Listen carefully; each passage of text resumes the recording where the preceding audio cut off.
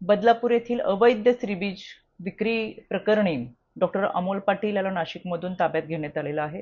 आज डॉक्टर अमोल पाटीलला कोर्टात हजर करण्यात येईल। यामध्ये गेल्या 5 दिवसापूर्वी मी स्वतः बदलापूर पोलीस स्टेशनला भेट देत खरं तर तेथील सर्व विभागाशी संपर्क साधला होता आणि या दरम्यान पोलिसांना सूचना देण्यात आल्या होत्या की केवळ बदलापूर नाही, नाशिक नाही, ठाणे नाही तर संपूर्ण महाराष्ट्रामध्ये या संपूर्ण प्रकरणाचा तपास करावा। त्या अनुषंगाने ही तपासाची कारवाई सुरू आहे।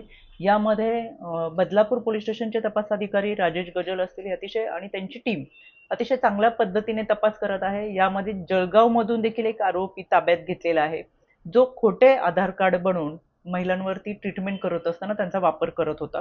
यामध्ये मालती IVF सेंटर, ज्याला नाशिकमधून परवानगी आहे पण हे ठाण्यामध्ये सुरू होतं आणि ठाण्यामध्ये सुरू असताना महिलांवरती अवैधरित्या ट्रीटमेंट केली जात होती। याच अनुषंगाने काही महिलांनी तक्रार दाखल केलेली आहे, पण ज्या महिलांनी अजूनही तक्रार दाखल केली नाही किंवा ज्यांना आपल्या ओळखीची भीती वाटतेय पण त्यांची ओळख ही पूर्ण गोपनीय ठेवली जाईल, त्यांनी पुढे येऊन राज्य महिला आयोगाकडे तक्रार दाखल करावी।